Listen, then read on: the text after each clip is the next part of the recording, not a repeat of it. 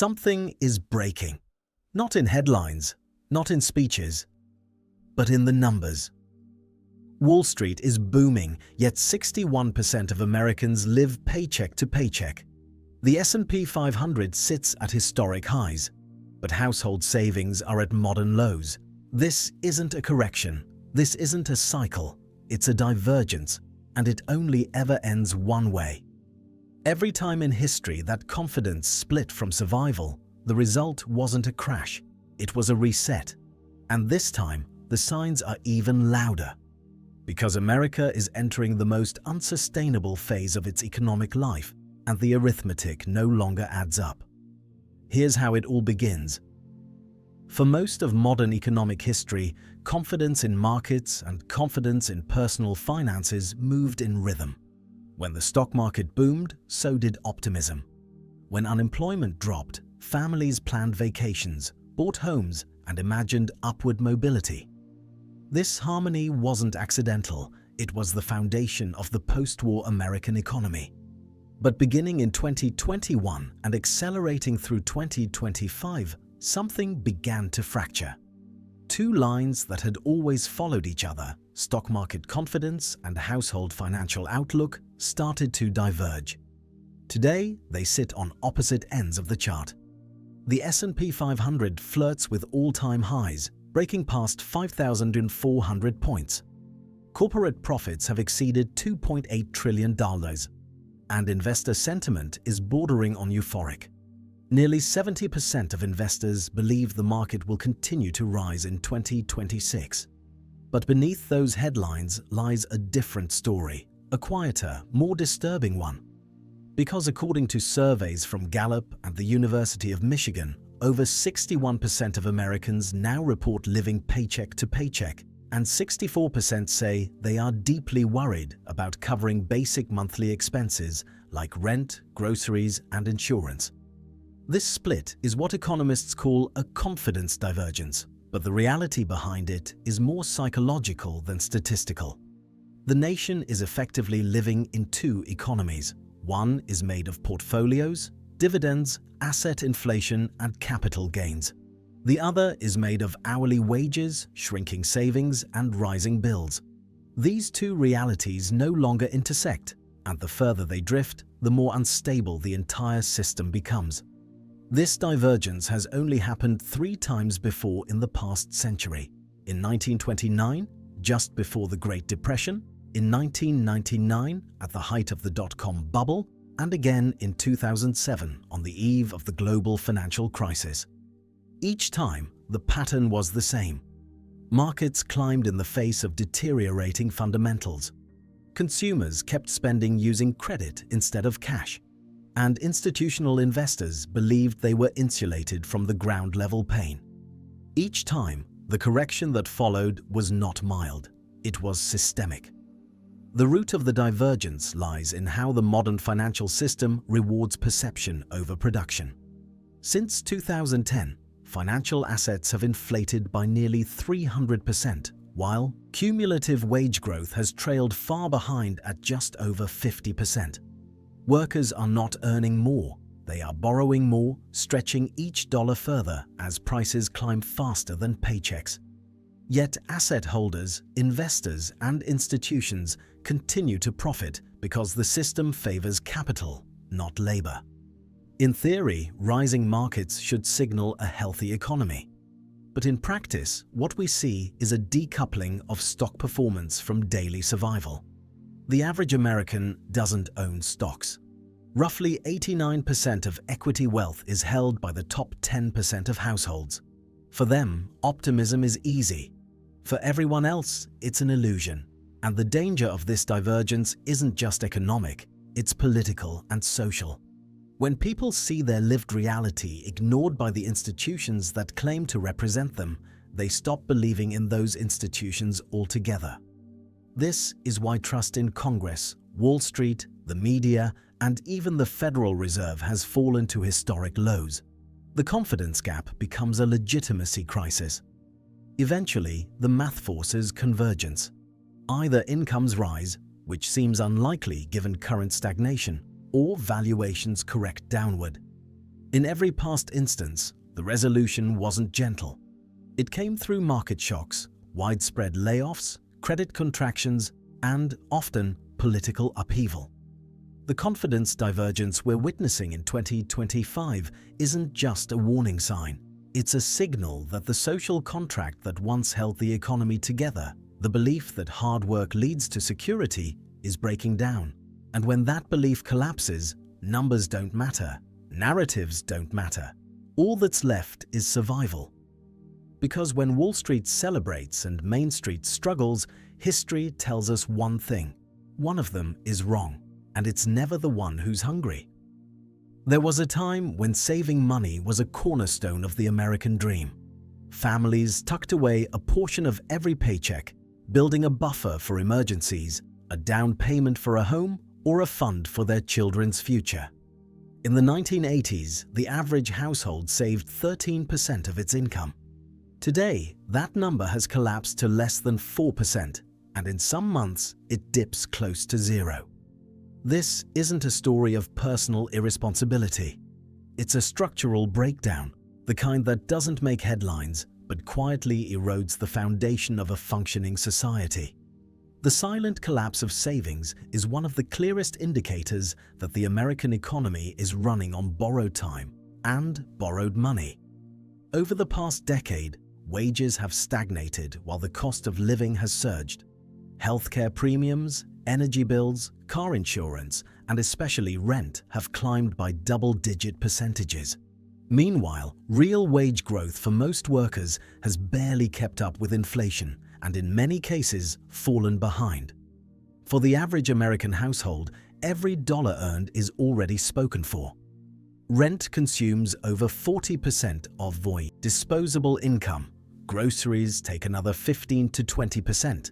And utilities, transportation, and insurance leave almost nothing left. The idea of saving becomes not just difficult, it becomes impossible. The budget has no slack. One unexpected car repair or dental bill can send an entire family spiraling into credit card debt. As personal savings vanish, consumer debt fills the gap. Credit card debt has now passed $1.33 trillion, the highest in US history. And the interest rates on that debt have soared. The average credit card APR now sits above 22%, meaning the longer a family tries to survive using plastic, the deeper the hole becomes. This is not sustainable. It's mathematical self-destruction. And yet, while Americans fall further into debt, corporate profits have never been higher. Over the past 10 years, American corporations have posted more than $10 trillion in shareholder distributions, including dividends and stock buybacks. The same companies raising prices at the grocery store, the pharmacy, and the gas pump are recording record quarterly profits and rewarding executives with bonuses. The collapse in savings is not a coincidence. It's a symptom of extraction. Every dollar that can't be saved by a household becomes a dollar that flows upward into financial markets, into corporate accounts, and into speculative assets that most Americans will never touch. The less a worker retains, the more the system gains. What makes this collapse especially dangerous is that it's invisible. There's no siren that goes off when a family's savings account hits zero. There's no front-page story when someone quietly drains their emergency fund to cover rent. But the consequences are everywhere. Retirement plans being cancelled, medical visits delayed, job choices limited because relocation is unaffordable, and dreams of home ownership postponed indefinitely. Even more concerning is what this collapse does to behavior. When people can't save, they can't invest. When they can't invest, they can't build wealth. And when they realize they will never get ahead, no matter how hard they work, they stop trying. Hope erodes. Faith in the system collapses, and participation in the economy and in society begins to wither. What's left is a population treading water, permanently vulnerable. Every economic shock, every interest rate hike, every new medical bill becomes a threat to stability. A country without savings is a country without resilience. So when economists point to the strong job market or stock market gains as signs of health, they're missing the bigger picture. Because underneath that surface is a population living without a safety net, quietly one step away from financial ruin. The collapse of savings isn't loud. It doesn't come with a market crash or a breaking news alert, but it is relentless. And when the next shock hits, whether from inflation, layoffs, or rising interest rates, there won't be a cushion, just impact. And this time, there may be nothing left to catch the fall. For generations, owning a home was considered the bedrock of the American dream. It wasn't just a roof over your head, it was a symbol of independence, stability, and progress. But by 2025, that dream has mutated into something else entirely. What used to be the safest long-term investment for the average family has become a trapdoor, and many don't realize they've stepped onto it until it's too late. Let's start with the numbers. The median home price in America has soared to over $420,000, while median household income remains stuck around $70,000. That means the average worker would need 6 full years of pre-tax income, with no spending on food, gas, healthcare, or utilities, just to afford a basic home. And that's before you factor in mortgage rates, which now hover around 7.2%, the highest they've been in 2 decades. To even qualify for an average home loan in today's market, a buyer needs to earn at least $110,000 per year and come up with tens of thousands in upfront costs, including down payments, closing fees, taxes, and insurance. For most Americans, this is no longer a financial stretch, it's a mathematical impossibility. But this crisis goes deeper than affordability. The housing market is no longer driven by people, it's driven by finance. Institutional investors, private equity firms, and hedge funds are buying up entire neighborhoods, turning single-family homes into long-term rental machines. In some metro areas, 1 in 4 homes is now purchased by a corporate buyer, not to live in, but to profit from. This means families trying to buy a starter home are often outbid by cash offers from Wall Street. The result is not just frustration, it's disqualification. Every failed offer drives prices higher. Every delayed purchase pushes the dream further out of reach. And if you think renting is the solution, think again. The average rent for a 1-bedroom apartment has surged to over $1,170 per month. In major cities, it's much higher. Renters are now forced to spend upwards of 45% of their take-home income just to stay housed. And to move into a unit, they must prove they earn at least 3 times the rent and pay $5,000 to $7,000 upfront in deposits, fees, and insurance. For the 78% of Americans living paycheck to paycheck, this isn't just unaffordable, it's designed to lock them out. But perhaps the most dangerous part of this trapdoor is that it's silent. It doesn't feel like a collapse. There's no rubble. There's no storm. Instead, people find themselves making subtle concessions, moving in with family, delaying children, accepting longer commutes, or downsizing into smaller, older, less stable housing. Eventually, that turns into living in a car, an RV, or a tent city just outside the skyline of wealth they once believed they'd reach. Meanwhile, over 11 million homes sit vacant across the country, held by speculators waiting for prices to rise. This isn't a supply problem, it's a distribution problem. There are enough homes to house every unhoused American 5 times over. But those homes don't serve people anymore, they serve spreadsheets. This is what economists politely call financialization of shelter. But for the families stuck in this system, it's something else: legalized exclusion. Shelter has been transformed into an asset class and rent into a monthly extraction. Even for those who manage to own, the promise of stability is fading. Rising property taxes, HOA fees, and maintenance costs are squeezing owners into financial fragility. And with mortgage interest rates rising, refinancing or relocating becomes a trap of its own. The result is a national landscape where millions can't afford to stay and can't afford to leave. A slow, grinding trapdoor underfoot. And when the bottom finally gives way, it won't look like a housing crisis. It will look like a country where only the rich live indoors and everyone else pays rent just to exist. At first glance, the US labor market in 2025 looks like a success story. The official unemployment rate sits at a low 3.9%. Politicians cite it as proof that the economy is thriving, that Americans are working, and that the system is healthy. But behind that glossy statistic lies a darker truth.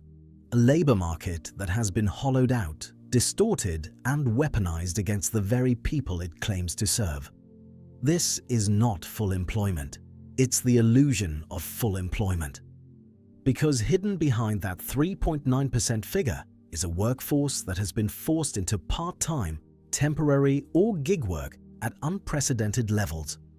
Over 40% of new jobs created in the past 2 years are part-time, and millions more are classified as independent contractors, a label that strips workers of healthcare, retirement contributions, paid leave, and even job security. These aren't people who don't want full-time work, they're people who can't find it. Nurses driving for Uber after night shifts, teachers delivering groceries on weekends, engineers freelancing just to pay their mortgage. Across the country, workers have become perpetual hustlers, juggling multiple low-security gigs just to break even. The system presents this as flexibility. In reality, it's fragility. Consider the gig economy. Platforms like DoorDash, Instacart, and Amazon Flex have exploded, not because they offer innovation, but because they offer desperation disguised as entrepreneurship. Workers pay for their own gas, maintenance, and insurance. There's no overtime, no union, and no safety net. If they get sick, they don't get paid. If the algorithm changes, their income disappears overnight, and the corporations profiting from this model pocket billions without ever having to call them employees. Even in traditional employment sectors, the story isn't much better. Wage growth has barely kept up with inflation, and in many cases, it's fallen behind. Real wages for most workers, when adjusted for the rising cost of rent, energy, and healthcare, have actually declined over the past decade. Yet the average American now works more hours than ever before. The 40-hour week has dissolved into a 24/7 economy, where people are expected to answer emails at midnight and work weekends without complaint. What once was a job has become a lifestyle, one that doesn't pay. And while workers are burning out, corporate profits are hitting record highs. Companies are reporting billions in earnings while laying off staff and automating roles. The logic is simple. Squeeze more labor from fewer people. It's called efficiency on Wall Street. But on Main Street, it's collapse. Burnout has become so common it's normalized, and so widespread that the US Surgeon General officially recognized it as a public health concern. Even the structure of employment has changed. Jobs used to offer a ladder. Entry-level roles led to promotions, raises, and retirement security. Today, that ladder is gone. In its place is a loop, where workers bounce between unstable gigs with no long-term path, no employer loyalty, and no upward mobility. And yet, the unemployment number stays low. Why? Because that number only counts people actively looking for work. If someone gives up, ages out, or is trapped in underemployment, they vanish from the statistic. The result is a labor market that looks healthy on paper, while millions of Americans quietly fall through the cracks. This is not economic success. This is a form of institutional gaslighting, a system that tells workers they should be grateful to have a job, even if that job doesn't pay enough to survive. We're told the economy is strong, but strength isn't measured by the number of jobs. It's measured by the quality of those jobs, the stability they offer, and the life they allow people to build. And right now, millions of Americans aren't building anything. They're running on empty, inside a machine that insists they're thriving. When Walmart starts cutting jobs, America should pay attention. This isn't just another retail chain tightening its belt. Walmart is the largest private employer in the United States, with over 1.6 million workers, and for decades it has been the barometer of the American consumer economy. If Walmart is shrinking, it means something much bigger is breaking. In 2025, that break is undeniable. Over the past year, Walmart has quietly eliminated more than 25,000 jobs, not just cashiers or greeters, but warehouse staff, truck drivers, logistics managers, and even mid-level executives. Automated fulfillment centers are replacing people at high speed. Stores in rural and suburban areas are being shuttered. And the message from corporate headquarters is cold and clear. This is about efficiency. But efficiency for whom? Behind the scenes, the truth is more troubling. Walmart's inventory costs are up 12% and profit margins have dropped to just 2.8%, the lowest they've been in a decade. Why? Because inflation has eroded customer spending power, and even Walmart's famously low prices can't compete with empty wallets. Food inflation alone has risen 18% in 3 years, meaning shoppers are cutting back, not just on luxuries, but on essentials. Where once a family might have filled a cart, they now carry a basket. And when your business model depends on volume, that drop is devastating. Walmart's leadership blames automation and e-commerce changes for the cuts. But the reality is deeper. The American middle class is collapsing, and Walmart is feeling it in real time. Retail sales are down, credit card debt is at record highs, and millions of households are delaying or avoiding non-essential purchases entirely. In towns where Walmart is the last major employer, the effects are catastrophic. When one store closes, it doesn't just eliminate jobs, it pulls the plug on the entire local economy. Diners, gas stations, laundromats, and daycare centers, all built around the foot traffic Walmart brings, see their revenue plummet. Some shut down altogether. In Roswell, Georgia, local sales have dropped over 40% since a supercenter closed. In rural Ohio, 2 counties lost their only remaining pharmacy when the Walmart there downsized its services. These aren't isolated stories, they're a pattern, and it's spreading.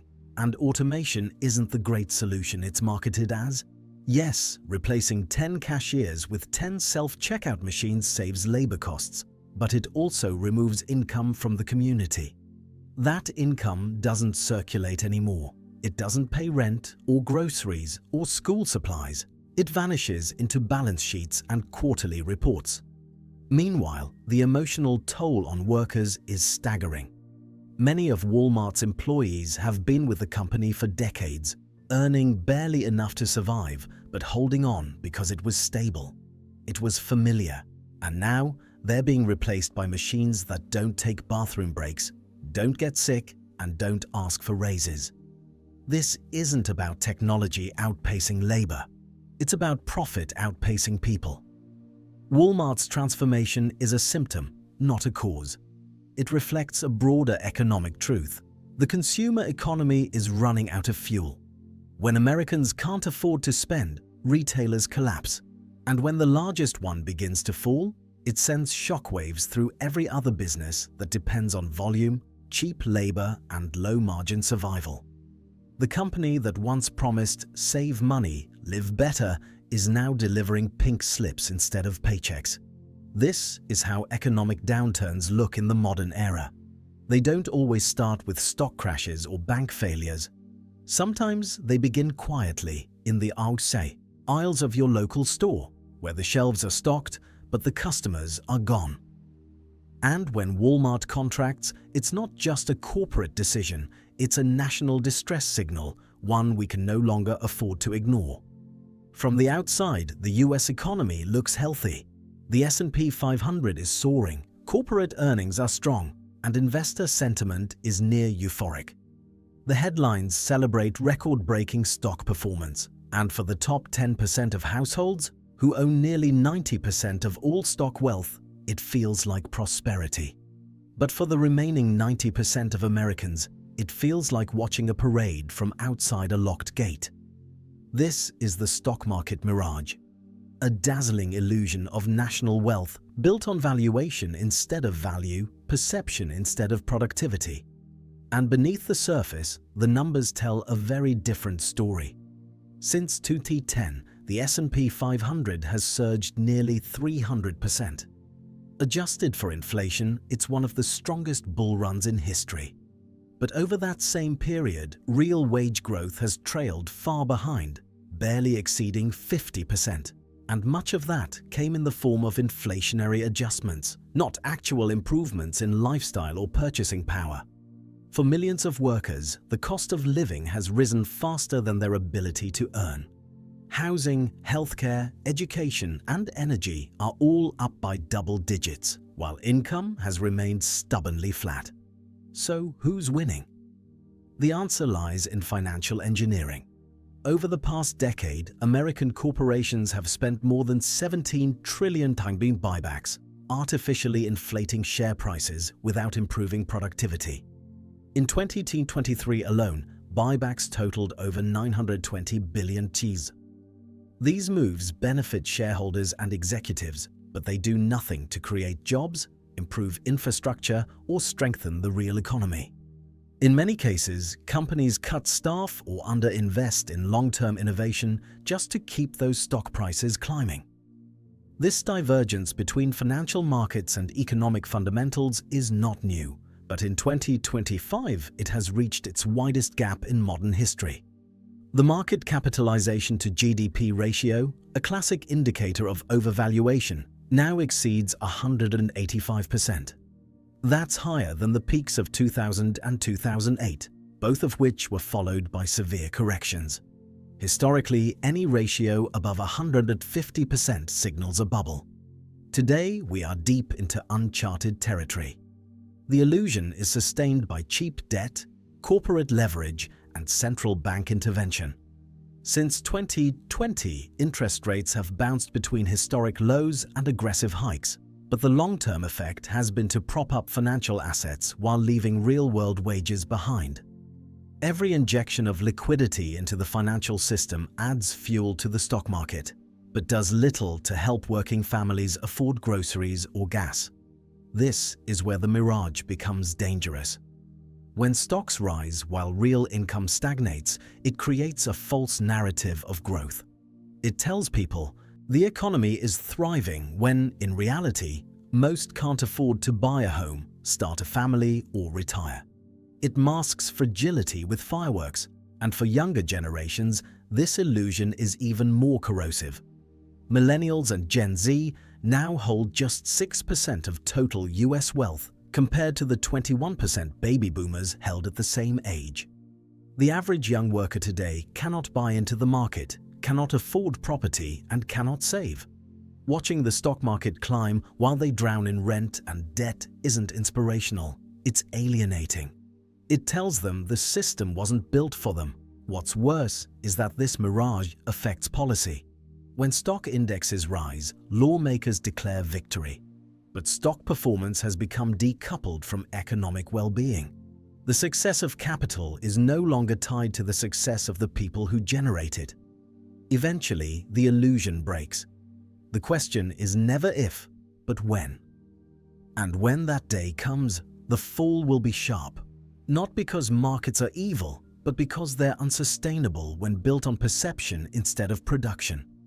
The stock market may look strong, but strength without foundation is just weight, and when it collapses, it doesn't fall alone. History doesn't repeat itself, but it often rhymes, and in 2025, the American economy is beginning to echo the darkest chapters of its past. Nearly a century after the Great Depression, we are seeing the same patterns emerge, not as relics, but as living warnings. In boardrooms, on Wall Street, and even in Washington, few are willing to say it aloud. But the data is becoming impossible to ignore. The shadow of 1929 is returning, and this time it's dressed in modern clothing. In the years leading up to the 1929 stock market crash, the wealthiest 0.1% of Americans controlled roughly 25% of the nation's wealth.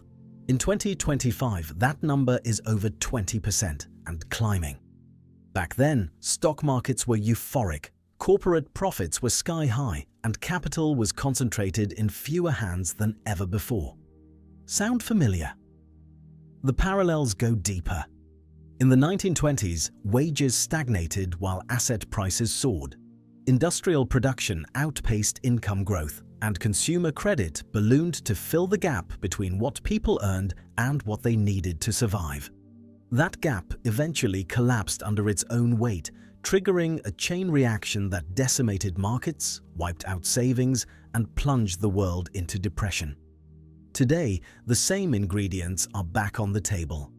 Real wages have barely moved in 2 decades, but the cost of shelter, healthcare, and education has surged. The average household savings rate is less than 4%, and credit card debt has surpassed 1.33 trillion taizi, an all-time high. Meanwhile, corporate profit margins have doubled and stock prices continue to rise, not on productivity, but on financial engineering. In both eras, the illusion of prosperity was powerful. In the 1920s, it was fueled by industrial innovation, mass consumerism, and the radio. In 2025, it's powered by algorithms, automation, and a 24/7 digital marketplace. But underneath both is the same foundation, a system in which labor creates the wealth and capital captures it. After the 1929 collapse, the United States was forced into a painful but necessary transformation. The federal government dramatically raised corporate tax rates, implemented strict financial regulations, and created social safety nets to protect workers. Between 1940 and 1980, the share of national wealth held by the top 1% fell from 40% to 22%, and median wages doubled in real terms. This period created the modern middle class, but starting in the 1980s, that progress began to unwind. Deregulation, tax cuts, and financial globalization gradually reconcentrated wealth back to the top. Today, corporate tax rates sit at 21%, the lowest in nearly a century. Financial institutions operate with minimal oversight. And private equity firms, many of which didn't even exist in 1929, now control massive portions of housing, healthcare, and education. The result is predictable. Capital accumulation without redistribution, wealth without wages, markets without meaning. We've been here before, and each time the gap between labor and capital has stretched beyond its natural limit, the system has reset, not by choice, but by necessity. In 1929, that reset came through collapse and reform. In 2025, the reset may come through debt defaults, currency devaluation, or mass social disengagement. Already, we're seeing the signs. Young Americans expect to be worse off than their parents. Trust in financial institutions, government, and media is at record lows. And participation in traditional wealth-building paths, like home ownership or retirement savings, is declining. The shadow of 1929 isn't just metaphorical, it's statistical, and it's growing longer by the day.